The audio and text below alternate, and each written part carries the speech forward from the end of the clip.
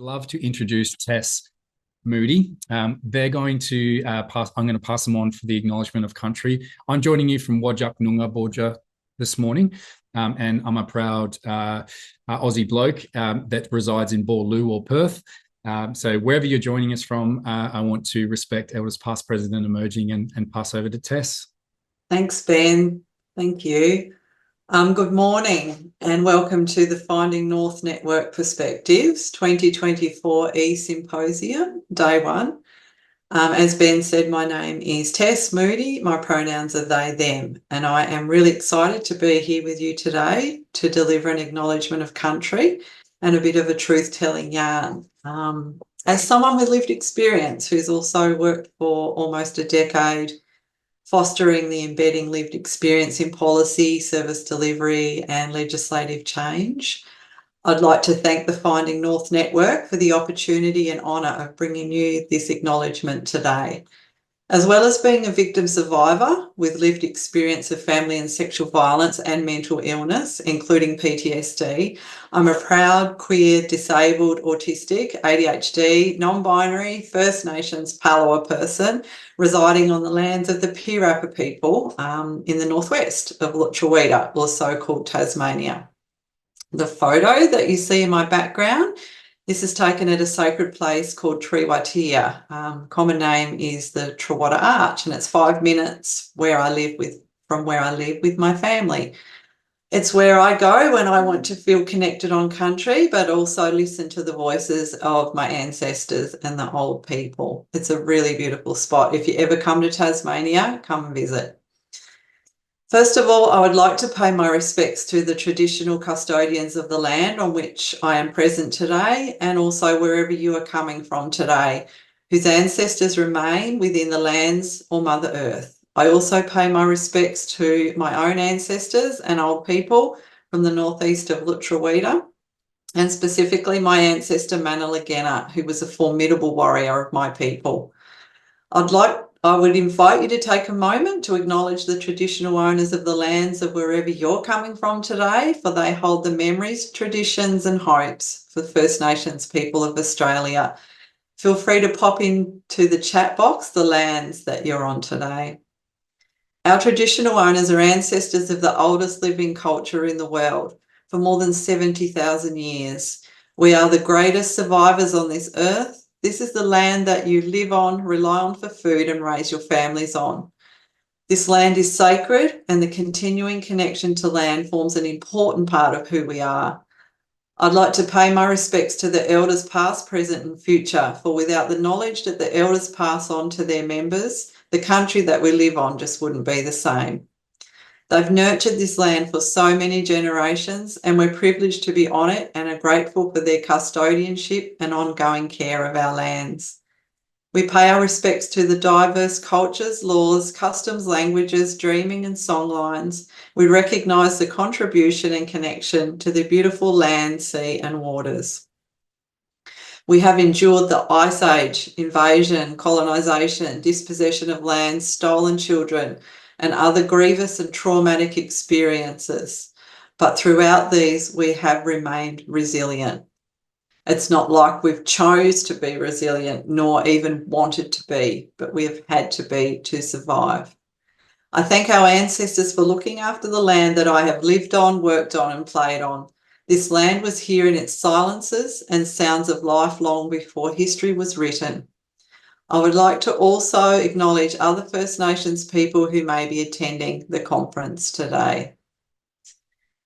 In my years of working with multiple specialist services, and more recently as a co-founder and director of the national peak organisation, the Independent Collective of Survivors, also known as ICOS, I've been so honoured and privileged to work with victim survivors of family and sexual violence as advocates, experts and change makers, both in Tasmania, Lutruwita and nationally. This work in the sector has been driven by my experience as a victim survivor of multiple and repeat forms of family, sexual and systemic violence from childhood through to adulthood. And I'd also like to acknowledge any fellow victim survivors who are here today and acknowledge the power and necessity of lived expertise in this work to end family and sexual violence. I'd also like to acknowledge those who have advocated and continue to advocate in the mental health space, including the brilliant speakers you will hear over the next 2 days, but also those of you who are doing powerful advocacy every single day in your own ways. I'd like to recognise the impacts of colonisation and dispossession and the contemporary disadvantage experienced by Aboriginal and Torres Strait Islander peoples. The stolen generations were part of a broader policies of protection and assimilation that began with invasion and colonisation. It was characterised by destruction and denigration and included being displaced from land and forced onto missions. The landmark Bringing Them Home report shows how children were often physically, emotionally and sexually abused by those supposed to take care of them in state institutions, missions, foster homes and other forms of so-called care. The high rates of incarceration of our people, who are more often than not experiencing some form of mental illness, substance abuse or carrying some form of trauma, means that many of my people are locked in cages when all they really need is adequate, culturally sensitive support. The prevalence of suicidal behaviours among First Nations men in prison is remarkably high.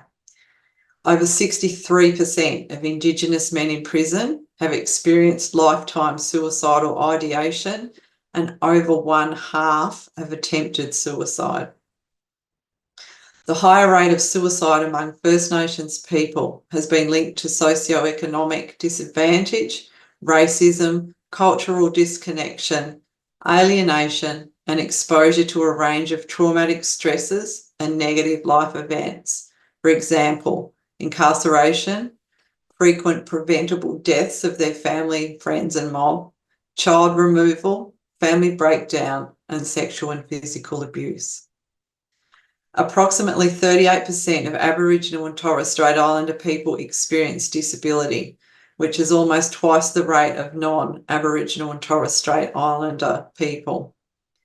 Psychosocial disability, including mental illness, are often forgotten under that banner of disability due to it not often being visible to others or hidden in stigma or shame.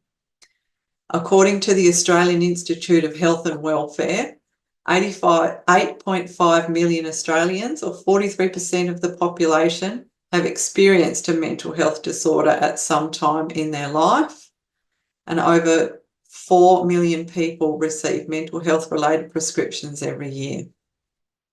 Where I live in Lutruwita, Tasmania, we have the highest rate of mental illness in the country, ahead of ACT and South Australia. I'm a First Nations LGBTIQA+ person living with disability in a rural and remote area, and it is really confronting to think that simply due to identity, the statistics stack up harder against me. According to the statistics, 24% of my mob experience mental illness or behavioural conditions, with females being slightly higher than males.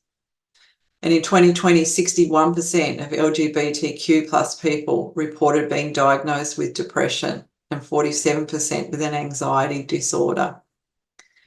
To stack these statistics against me even more, by being a victim survivor of domestic, family and sexual violence, this puts me at extra risk of mental illness and suicidality, well beyond leaving any abusive relationships. While some victim survivors lose their lives to violence, there are others like myself who live a lifelong sentence due to the impacts of trauma, and some who sadly don't make it due to suicide. The combination of racism and ableism, along with other parts of our identity as First Nations people, can create significant barriers to us being diagnosed, treated or properly supported, and often these impacts are intergenerational. The colonisation context and ongoing impacts must be understood if we are to fully understand the mental health impacts on First Nations people from a prevention, response and a healing perspective. This context and its impacts today, including ongoing disadvantage, discrimination, systemic violence and racism, needs to be understood in developing solutions for Aboriginal people experiencing mental illness. We can only understand what First Nations people need by deep listening. Historically and medically, Western mental illness treatments, therapeutic interventions, and conventional medicines have been developed by white folk. As Aboriginal people living on colonised lands, the medical and psychiatric system often don't cater to our needs or are culturally sensitive to our ways of healing or even our ways of understanding psychosocial disability. We never see our traditional medicine in hospital emergency rooms, psychiatric wards or pharmacies. For us, social and emotional wellbeing encompasses physical, psychological, cultural, spiritual, familial and community dimensions.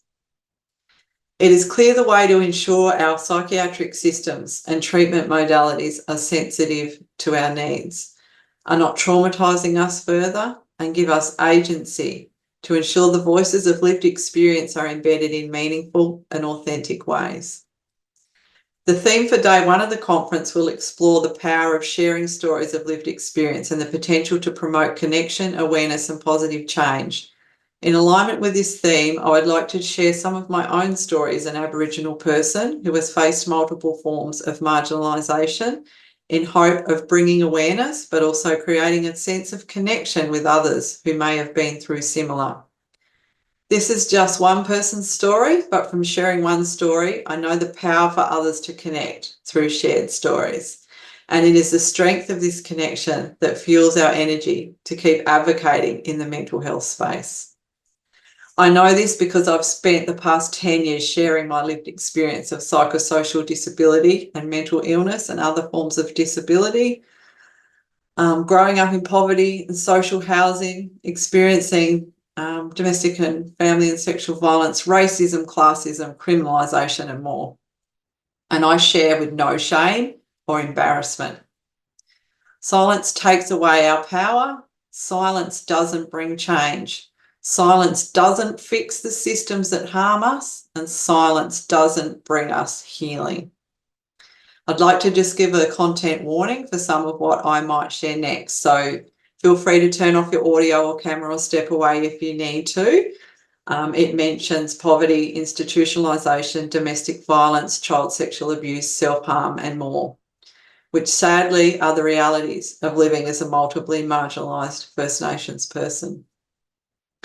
I grew up in a family where most of my childhood, both my parents were unemployed due to multiple marginalisation, including mental illness, criminalisation, incarceration and classism. I spent decades silent about this, most of my life.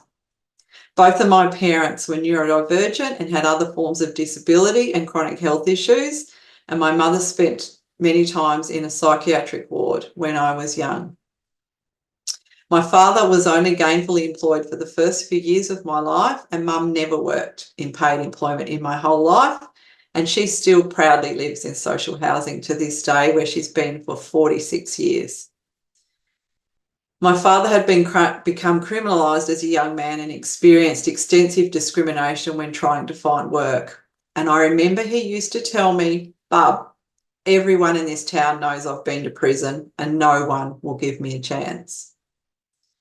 At the age of 4 years old, I was diagnosed as having ADHD. I never received conventional supports or medication for multiple reasons, but my mum did best to try and identify things that were my triggers and spent a lot of time making sure I could have lots of outside play and keep my mind busy. She knew that my bare feet on country was something that really helped. I felt like I never fit in through primary school and experienced a lot of anxiety and bullying. And in high school, things went really downhill for me. During this time, I was also groomed and abused for many years by a child sex offender, whilst also experiencing family violence in my own home. In response to my behaviour that was outwardly seen by others, I wasn't supported and I was punished, locked in isolation and secluded. And everything was labelled as, that was just because that's one of those kids from those families. What more do we expect? Because I had a gifted IQ and I could achieve high marks, I achieved academically, but my whole other world was just chaos.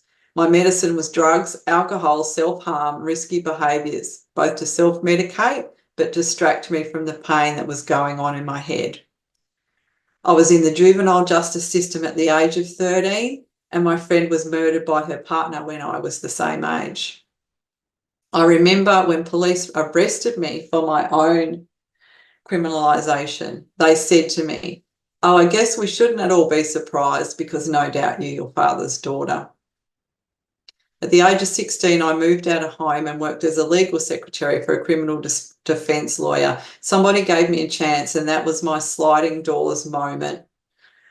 After 10 years of working in admin, I burnt out at the age of 26. At this stage, I hadn't been diagnosed as autistic.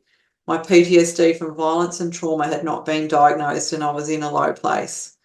I wrote my resignation, stepped away from a high-paying executive job, sought psychiatric help, and the next thing I did was not at all conventional therapeutic treatment, but I went on country and I started working with my partner on 300 hectares of farmland. These days were often 14 hours long, but my spirit soared being on country and working with animals. And it was a time of reconnection and healing that only country could bring. When my children were small, I retrained to become a counsellor, but again, after a couple of years, I hit burnout. I knew that I wanted to make difference for people who had experienced mental illness like myself, but I realised that that wasn't the way. I also felt frustrated at trying to fix the people at the bottom. And when I started to gain an understanding about society and the system, I decided to re-enroll back in university and study criminology and sociology, and this was a game changer. I started speaking truth to power to bring change, and I haven't stopped since, and this is what brings me here today to share with you all. In the spirit of today's themes of promoting connection, bringing awareness and fostering positive change, I want to finish up with the following. It's my connection to others to do this work that keeps me going. Connection with other lived experience advocates keep me going when I want to throw in the towel and call it a day. Bringing awareness both within the community and in the systems we navigate is what we do to authentically lift the lid on our box of silence about mental illness. It's this silence that keeps us in the prisons of our own minds and disempowers us. And it's the opposite of agency and choice. Speaking out and sharing stories and transforming our experience into expertise is what brings us positive change. Thank you for joining the eSymposium today. I'd like to acknowledge the change makers who show courage and tenacity in establishing the mental health consumer movement before I was even born and forged the path for where we are today. Without them, our voices may have remained silent. We are forever grateful for your tireless labour and never giving up. I'd also like to acknowledge and remember those who haven't made it to today, and 2 of those I've lost in my own life in the last 3 months. These are those who have lost their lives to suicide, harm or abuse in institutions, neglect in systems that weren't made for them, or isolation in a society that has been ignorant, judgmental or unwilling to understand mental illness. To finish up my acknowledgement of country, I finally want to acknowledge that across this beautiful continent of ours, we represent hundreds of First Nations mobs that have existed for many, many years. As we are all joined together online, let us all remember and acknowledge the many warriors that created the pathways for us all, the ones recognised and the ones we've never heard of and the ones still emerging. There's some brilliant young people out there that are moving into this work with us. We've had some bloody deadly First Nations advocates and activists who are bringing great change one step at a time and in their own ways. We have always listened and learned from each other, the environment, animals, elements, and our ancestors. We don't live in isolation of body, culture, spirit, land, and water because we are all one. Last of all, I want to acknowledge that sovereignty has never been ceded. We must always remember every single day that this land always was and always will be Aboriginal land. Thank you so much. Thank you so much, Tess. I'm sure you agree.